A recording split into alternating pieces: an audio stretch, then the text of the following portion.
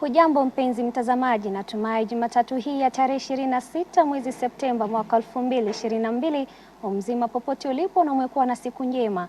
Karibu sasa kwenye Dira ya Hope TV tukujuze tuliokuandalia kuhusiana na yaliyojiri nchini humo. Ukiwa nami Doli Mrigi Mbuvi. Serikali imezindua jumla ya lori zilizobeba magunia ya vyakula ili kuelekezwa katika maeneo yaliyoathirika na janga la njaa nchini. Rais William Ruto na naibu wake Rigathi Gachagua pamoja na magavana wa kaunti zilizoathirika walizindua chakula hicho katika ikulu ya Nairobi, huku ikibainika kuwa jumla ya raia milioni 3.5 nchini wameathirika na njaa.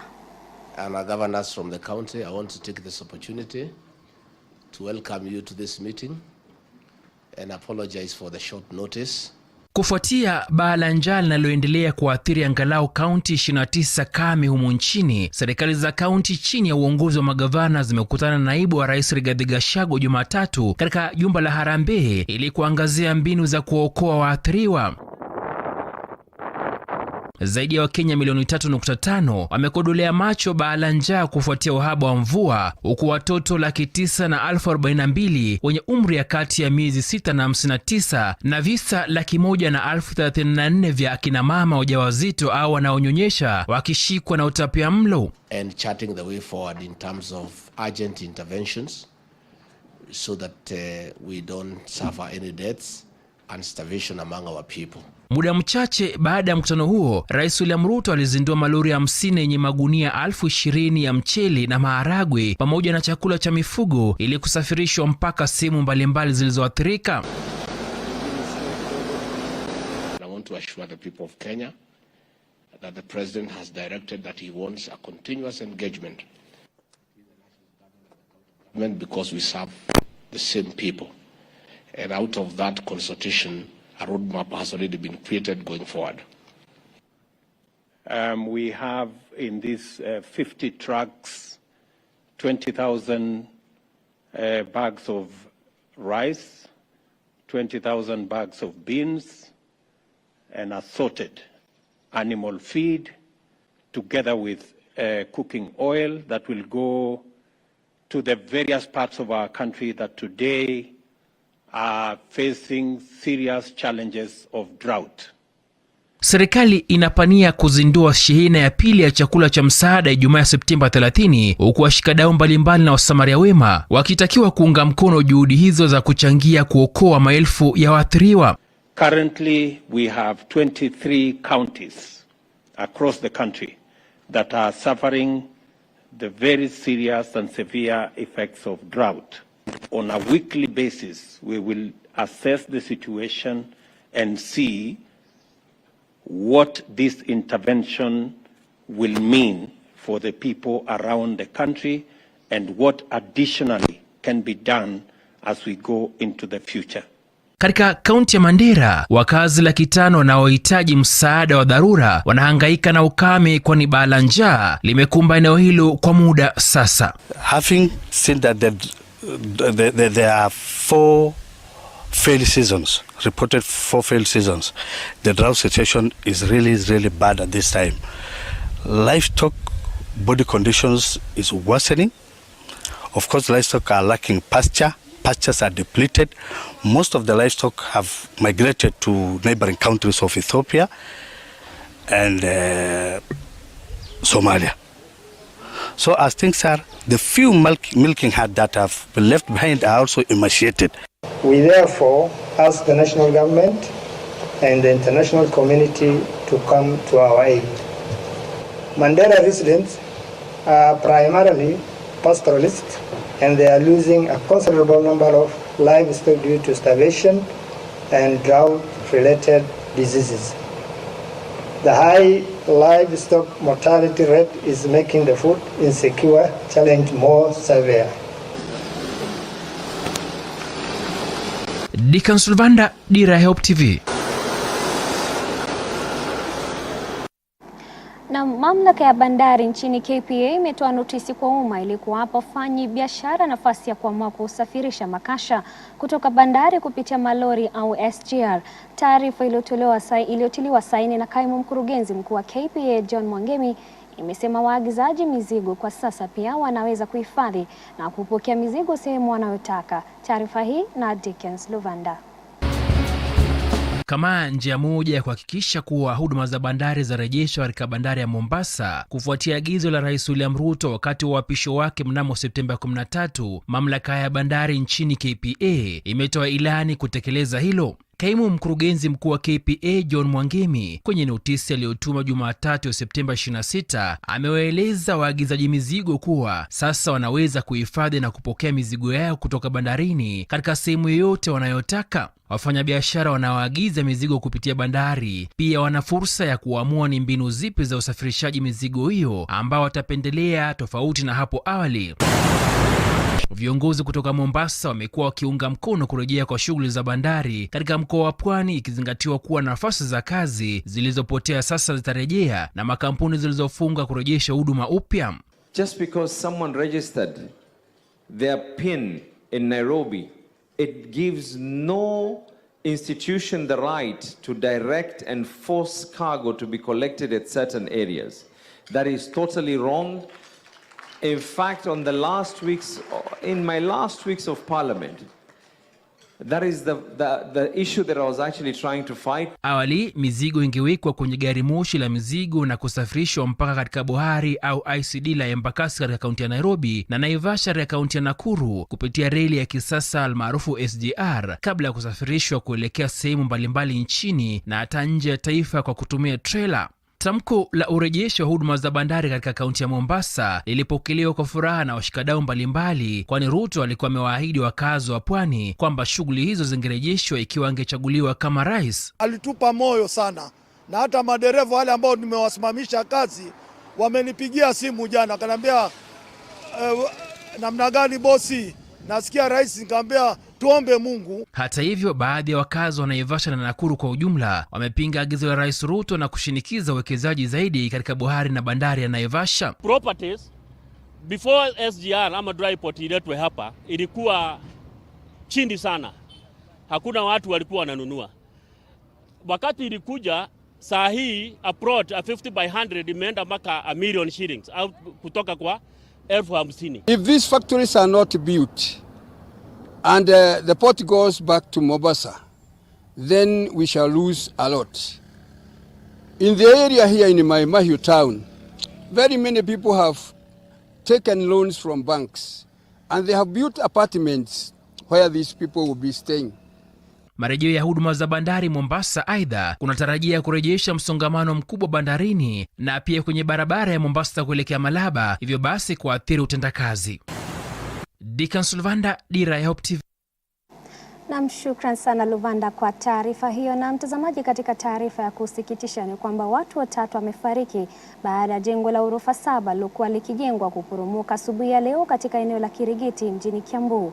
Jengo hilo liliangukia nyumba zilizokuwa karibu na kumuua mama mmoja na watoto wake wawili, huku majeruhi watatu wakipokea matibabu katika hospitali ya Kiambu Level 4.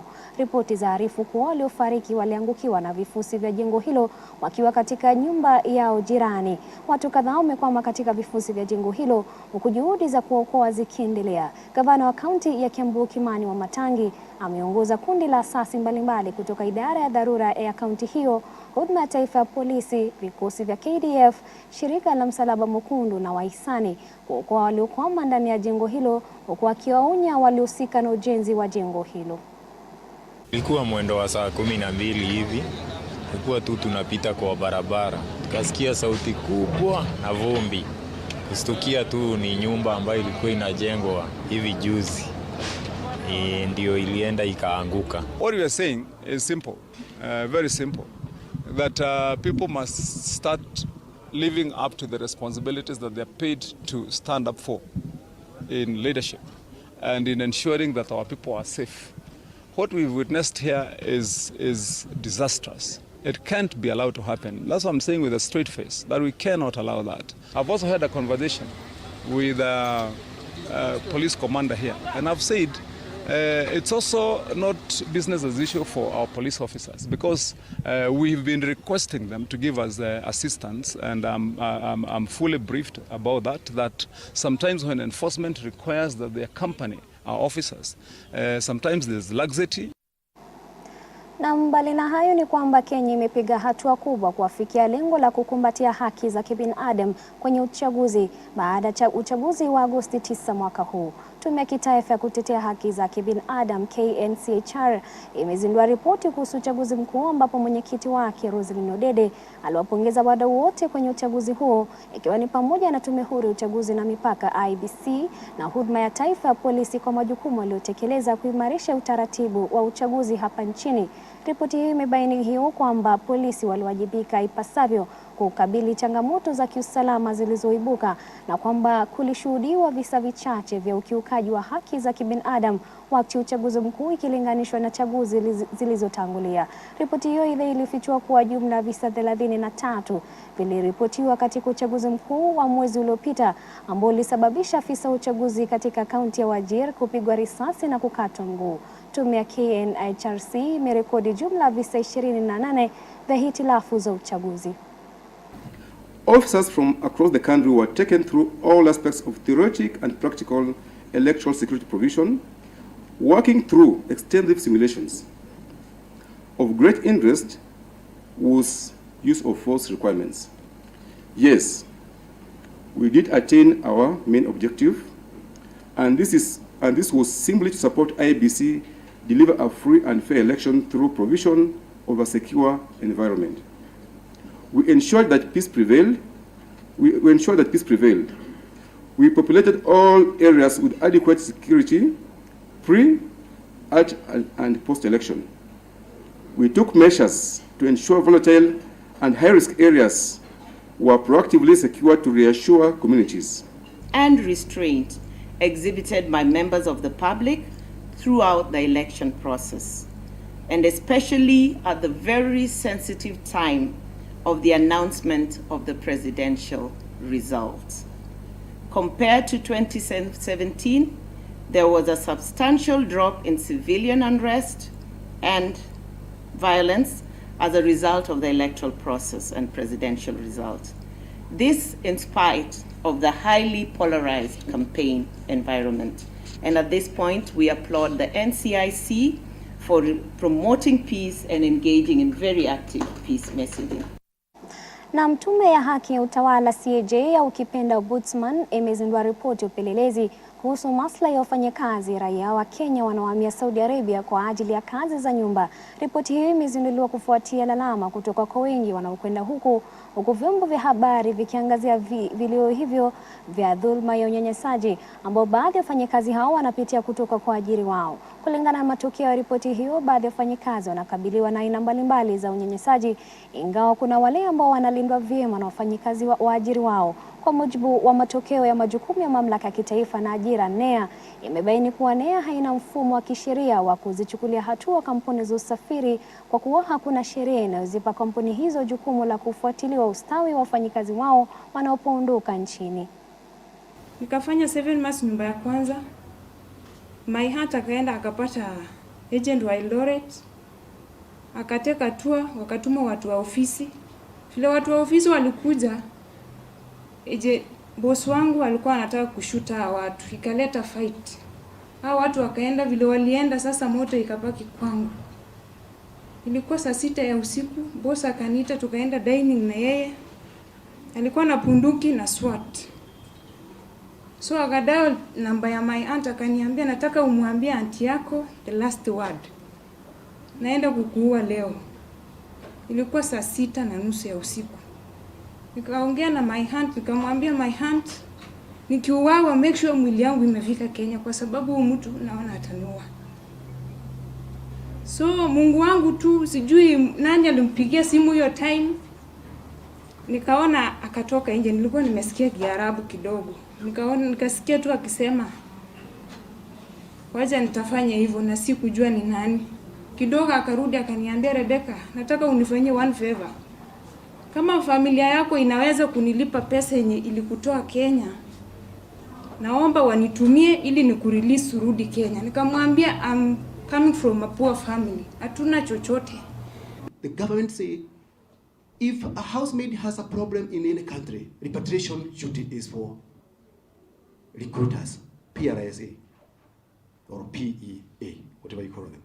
Now let me ask you, my worker is to look for a job and to repatriate or is to get Kenyan jobs. My worker is to see every Kenyan who was going loud doing campaigns, waiting for 300 at the end of the day or 50 bob, gets a permanent job.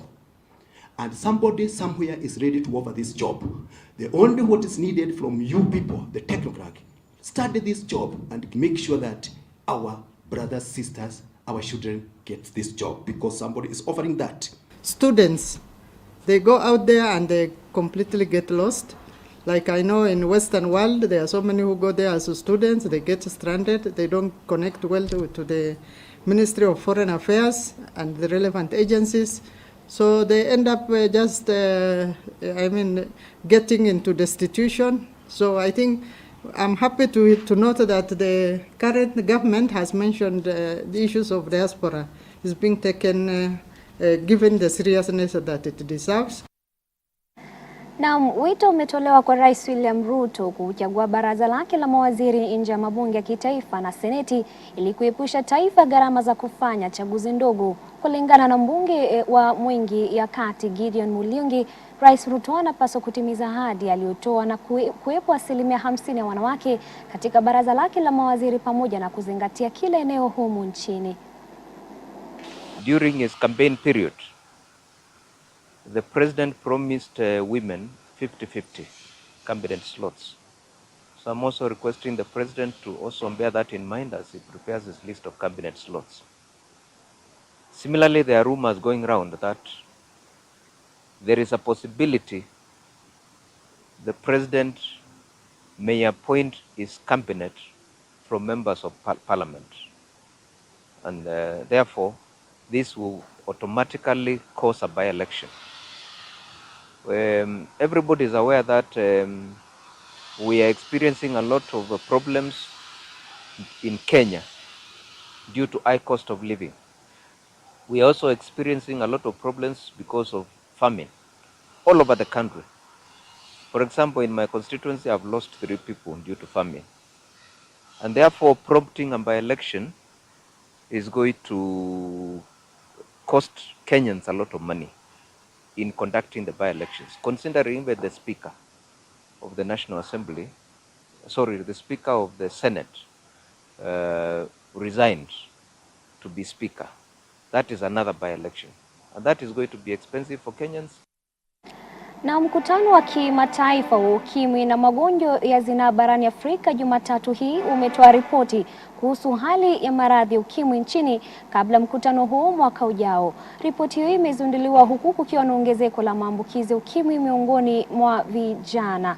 Nchini Kenya, takriban wasichana 16,518 na wanawake vijana wenye umri wa miaka kati ya 10 na 24 wanapata ugonjwa huo kila mwaka kulingana na ripoti hiyo. Kufikia mwaka 2021, Kenya ilikuwa na jumla ya watu milioni 1.43 wanaoishi na virusi vya ukimwi. Ripoti hiyo pia inaonyesha kuwa Kenya ni mojawapo ya nchi barani Afrika inayobeba mzigo mkubwa wa janga la ukimwi na magonjwa mengine ya zinaa. Kufikia mwaka jana, ugonjwa huo bado ulikuwa chanzo kikuu cha vifo barani Afrika. Kenya has about 1.5 million people living with HIV, and we have the second largest treatment program in Africa, second to South Africa. So indeed, the country has had HIV not only on the technical front, but also a key issue that has been given the political prioritization as an agenda. We want to say that indeed the government of Kenya, His Excellency the President, he just recently, when he went to New York, did commit that Kenya was supporting the Global Fund for the fight against HIV and TB and malaria, and we did increase our commitment to $10 million, and that shows the political support we have as a country. Stigmatization is our major issue. It's something that we need to address if we want to get to zero. It's something that we need to address seriously if we want to end AIDS by 2030, according to the SDG agenda. You know, However, we face other issues. Our priorities are not the same in the continent. Some people lack food. Some people are talking about electricity and water, right? But we need to understand that without health, we cannot have the other things. Health is the backbone of all. Na mtazamaji, hapo ndipo tunafika mwisho kwa taarifa zetu. Asante sana kwa muda wako. Mwenzangu Tony Omondi atakuwa hapa mida ya saa 3 usiku na taarifa hizi na zingine kwa lugha ya Kimombo. Kwa hivyo usikose kuungana naye. Imekuwa fahari yangu mtazamaji kukuletea Dira ya Hope TV jioni leo. Tufanye vivi hivi tena hapo kesho majaliwa. Na kutakia usiku mwema mpenzi mtazamaji. Siku zote ni Tedoli Mwirigi Mbovi.